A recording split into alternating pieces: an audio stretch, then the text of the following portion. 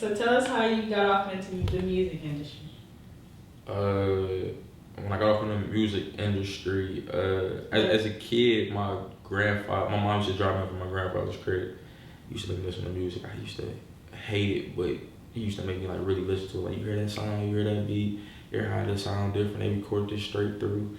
A lot of these new rappers is doing this, that, and the third. I was young as hell doing it, but like, he was just showing me. But he wasn't. I'm not rappers, but singers and shit like that.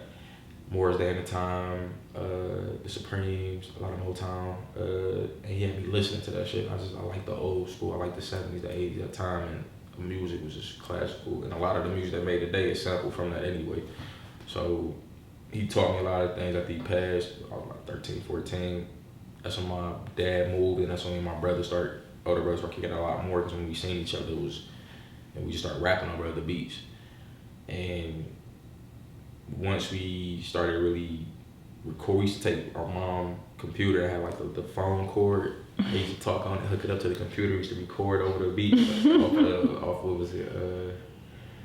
Damn, it wasn't Fruity Loops. It was something, but it used to sound so Mixcraft. Yeah, we used to be on there going crazy, just trying to make it sound good. And we was rapping over little beats and stuff. So I came back to Detroit and ended up having my kid at 21. But through all that, I was doing like little songs. I was dealing with XFMS, a lot of people, but I just learned a lot through them and seeing what things to do, what not to do, what expectation I have of myself, what expectation I have of other people. Like, really just watching the game, learning the game, and soaking it up. Like, cause a lot of people don't get into this shit, don't know what to do, don't know how to handle it, don't know how to talk to people, don't know how to handle certain things, and I had to learn all that shit before I put myself in a position to be there. Because the opportunity could knock, I could fuck it up by not knowing how to handle myself. So after I started dealing with them and seeing how they handle it, I was always playing the background. But people around me telling me, yeah, bro, they gotta push you, and they just didn't want to push me. So I stepped away from it, got a job, just stopped. Like, I was in and out. True call. You know what I mean? And I had to realize my worth. Like, I don't want no job. I'm not gonna work for nobody. I am my job. I am me. I gotta make my money off me. So I stopped working. I was working in kitchens. Stopped cooking. I wanted to take this shit more serious, put a lot more time and effort into this. And then my daughter being older motivated me more. So I probably say about 3 years I've been, I want to say, in the industry.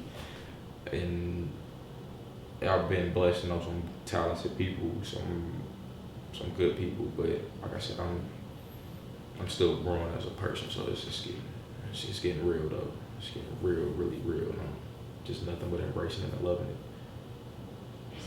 Yeah, well, that's good. I mean, it's good that you didn't stop and that you still like found your way back to doing something that you really want to do. Because some people may get stuck in that 9 to 5. Going back and doing it, and then they never turn back to music. So I mean, I ain't gonna say it's easy, because I for sure still struggle with it today. I get discouraged. I knock myself sometimes, but I got like some of the right people around me. Yeah, that's it right there. Yeah, that's the fire. This just going to play. I'm so sorry. And don't cut that neither, because that just shows it's real. You can get discouraged, you can get real knocked off by it, and I still fight myself with keeping myself in it, because like I said, I'm seeing so many true colors out here, seeing so many people, like, it's like, fuck shit going on here, it's making the game corny, and they make you, like, I see niggas 35 and 40 doing what I'm doing, and I'm starting to feel lame about it, you know what I mean? Like, man, maybe I need to sit my dumb ass down, like, you know what I mean? So you feel like it's a cutoff age for, chasing your I don't feel like it's a cutoff age. I just feel like certain people is doing things they don't need to do. You know what I mean? Like you don't need to fit into the trends. You can set trends. You don't have to. You don't have to do every challenge everybody else doing. You can make yourself how you want to be yourself. Like, if you doing what everybody else doing, what they need you for, they got them. You know what I mean? So I like when people tell me like, yeah, bro, I can't date nobody that sound like you. I was like, no, but be for real. They're like, no, but for real, you sound like yourself. And I'm like, bet. You know what I mean? I'm setting my own trend. Like, a lot of people out here is like kissing ass with these shows. Like, nah, I'm not about to do that. Like I said, I've been around people that did that, saying that's not how you do it. It don't matter. I done did the 3 people in the room shows, even still last year. You know what I mean? So I didn't did that, but I learned my worth. I learned my wealth. I learned my what I'm taking, what I'm not taking from this. And since then, I don't. The shows come to me. I don't go to the shows. I don't. If I come out when I want to come out. If you want me to come out, you gotta pay me. I don't want to be there, because at the end of the day, it's my living. I am Laflare. I am the product. You gotta pay the product. And I'm working on my album, so time is very, very hasty. So I'm not doing nothing extra. I'm loving it. Well, we see you get a lot of love on social media, and you also got your song played while on, 107.5. You get an acknowledgement, recognition. How does that feel to be recognized for something that you're truly passionate about? It's just a little overwhelming. Other people telling me like that's what's up, that's cool. I appreciate it, I love it. But when I see my mom repost my shit, that's when I felt like I was like, yeah, I'm doing something right.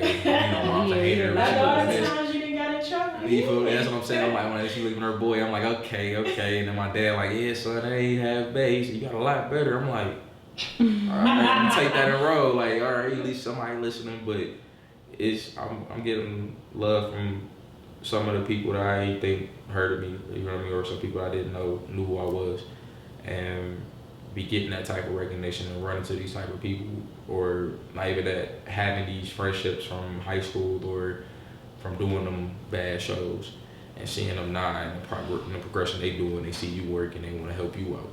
You know what I mean? So to get that type of, like, to get embraced by different types of all types of people is the real goal, and I'm feeling that now, and I'm loving it. I'm just loving it. Like I said, as long as my mama love it, so that my daughter love it the most. Daddy, sing one of your songs. Play one of your songs. Bet. You know what I mean? So I like to hear them two women right there. Good. That's all I need. So you dropped an EP, Walking Art, this year. Yes. Only bitch, ayy, members only, ayy, I won't do no talking, white ones walking, I'm hot too. Want my dips like Betty Boo, and her cousin won't fuck me too. Tell us about that project. You had a single that you released last year, Wow, on there as well. Tell us how it felt to actually release that project, and what was your creative process for that project, all of that. We want to hear it. I honestly threw that together. You just threw it together? I threw it together. It made magic. I was upset. I was mad about some things. I'm a Cancer, so I let my emotions get the best of me. And somebody asked, I feel like you lost the grind. You lost, what the fuck are you talking about? Like, I'm writing music. Like you just, it's quality over quantity. Like, I'm not about to just throw out music for nothing. Like, you know what I mean? I wanted to be heard by right. I want to make sure it's right. And they was like, hey, you ain't doing nothing. Okay, but I got you. And I heard this Monday, dropped it Saturday. I went and recorded two songs. I had Members Only, a while already recorded. The other 3 songs, one of them won, Free Dougie, and then Whoa. I recorded all those Friday, and I released it Saturday. And all those beats I got that week. So I threw it together. I was mad, I was upset. So, not saying get me in my feelings to get music, y'all, but, you know what I mean, just, give me time. I had to work on, like, they wanted the album, and it's just like, I wanted to make sure it was right. I wanted to make sure I'm doing, because the album not for y'all, it's for me. Then that's how I feel it's supposed to be what I want to do, how I want to feel. Because if I'm just giving y'all what y'all want, it ain't, I'm not really feeling it. You know what I mean? It's not really what I want to do. And some people want me to, go off these types of beats, I'm like, my nigga, that's not what I do. You know what I mean? You can't make me do something I don't do. So I'm just trying to solidify my sound, solidify what I do, so people can respect it, and then branch out to me with other things. So pretty much getting my Coke down right before I start my vanilla Coke, my Diet Coke, Cherry Coke, all that other stuff. You know? You got a lot of people doing too much, and they ain't even got that shit down packed. And that's the problem with a lot of these new artists or upcoming artists.